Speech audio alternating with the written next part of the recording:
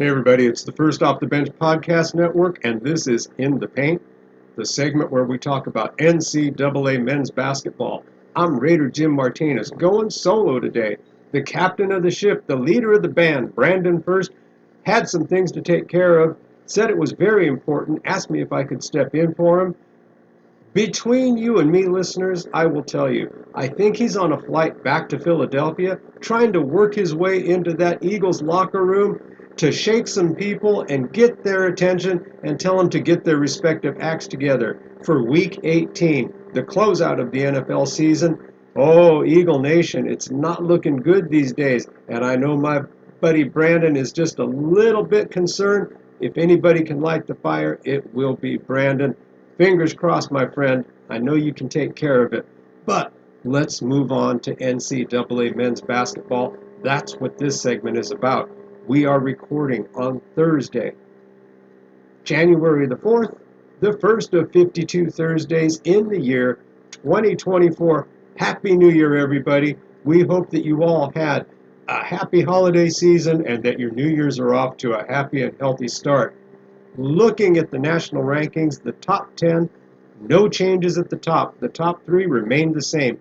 Number 1, Purdue, continuing to make the statement that if you want to put on the coveted national championship dancing shoes, you're going to have to go through us.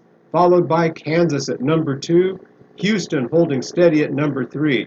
After that, we have several teams that moved up 1 or 2 spots. In the 4th spot, you're going to find UConn. 5, you're going to see Tennessee. 6 goes to Kentucky. Number 7, it's Marquette. 8, North Carolina. In number 9, you've got Illinois, and I've got a couple things to say about Illinois later on. And then the big drop in the top 10. From number 4 down to the 10 spot, it's the Arizona Wildcats. Why the big drop? Because they have dropped 2 of their last 3 games. On Saturday, December 23rd, they lost to Florida Atlantic. They won a game, and then New Year's Eve, the big blow, the one that really drew attention, conference play. They lost to the Stanford Cardinals 100-82. That puts Arizona in the very, very, very early opening stages of Pac-12 conference play in the 6th spot, even below the Stanford Cardinals.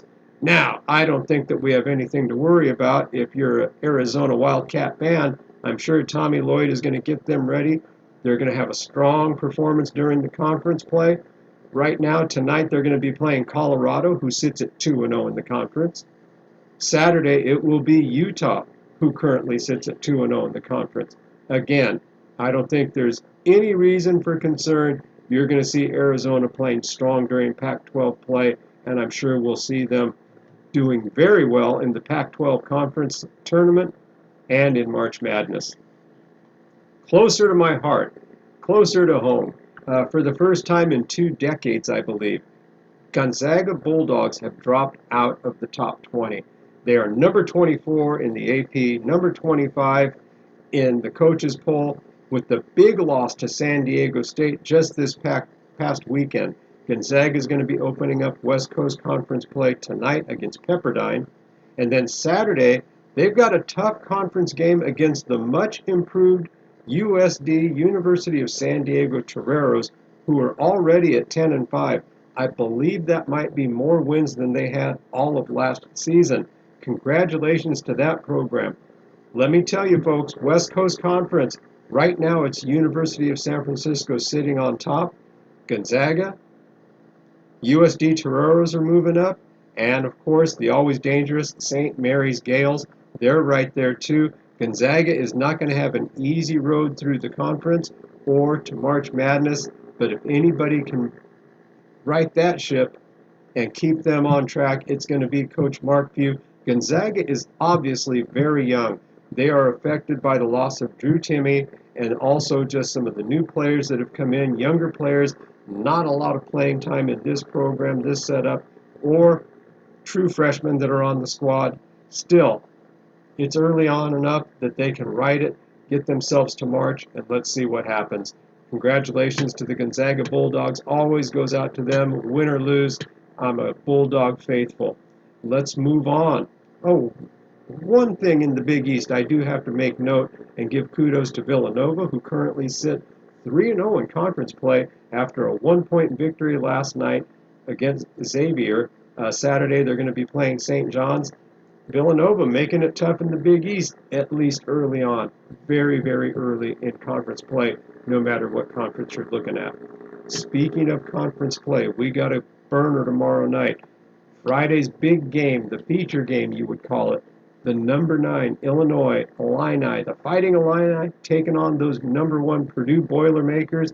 Like I said, Purdue making the statement, you want to win, you got to go through us. Well, it was going to be a great game, and this will be a great competitive game. It's already sold out, and the energy level is going to be ramped up. However, on the road against Purdue, it's very unfortunate some things that have happened over the last 24, 48 hours.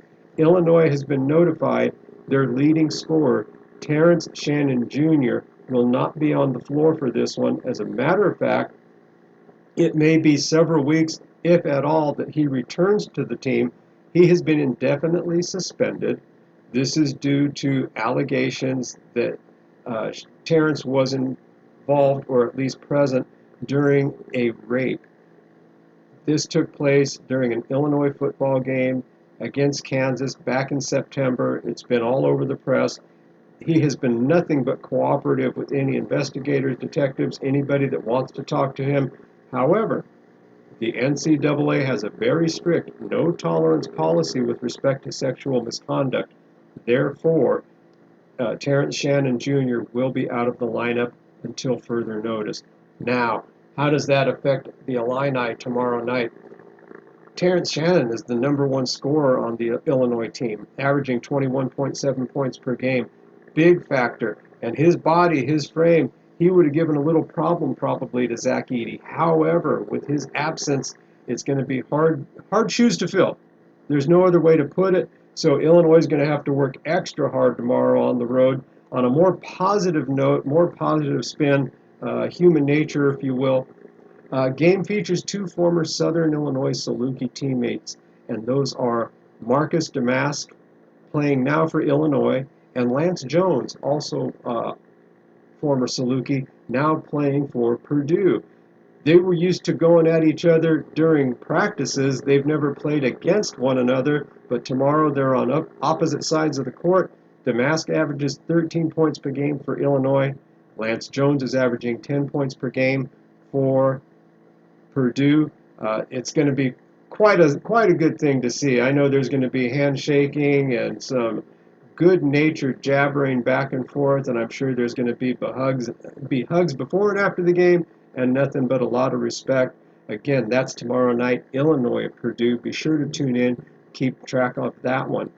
Some of the Saturday games that might have some impact on the top 20, 25 rankings. Number 8, North Carolina, currently 10-3 and 2-0 in conference play, will be taking on number 16, Clemson, 11-2 and 1-1 in conference play.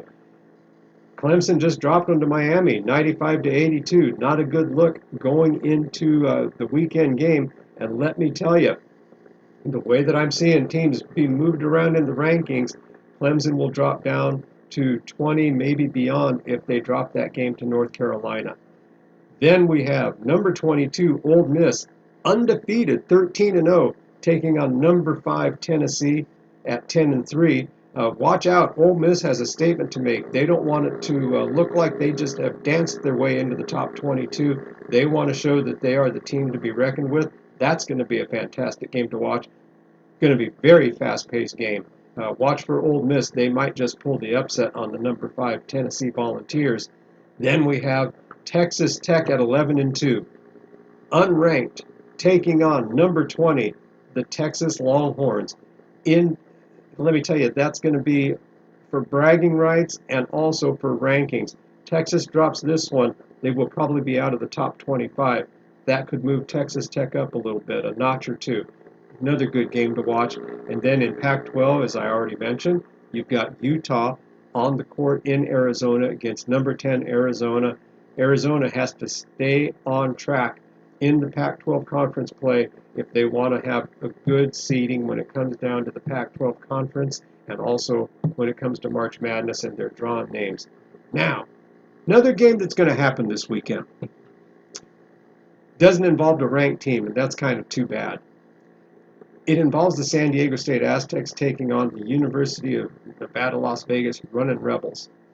The Aztecs are 12-2 overall. They won their first conference game, Mountain West Conference game, last night against the Fresno Bulldogs, who are not the killers of the Mountain West Conference. But the Aztecs made a statement. They took care of business 74-47. Not only that, SDSU has gone out. They have wins against Stanford, Washington, St. Mary's, and again, just this past weekend, the nationally ranked number 15 at the time, Gonzaga Bulldogs. But where are the Aztecs ranked? The Aztecs just got placed into the 25-1. And at that, right behind them, 2 places down, are Michigan State. Michigan State, who doesn't have 10 wins. I'm not sure how they select these teams, who is really in charge of ranking teams. But there's a lot of disrespect when it comes to the San Diego State Aztecs. I was not saying that a few weeks back. But you have to talk truthfully. When it comes to talking about the Las Vegas Raiders, I say one thing. I'm not going to make excuses. I'm not going to cry about it. I'm going to give it to you honestly. When it comes to Aztec basketball, they're being overlooked, and it's not fair. Nobody says life's fair. I get it. But give these kids their due. They were in the national championship game last week. They've had a couple tough games this season. And just how much does that impact their current ranking? They had buzzer beater wins mid-schedule so far against University of California, San Diego. They had a buzzer beater against UC Irvine. And sandwiched in between those two, they lost to Grand Canyon.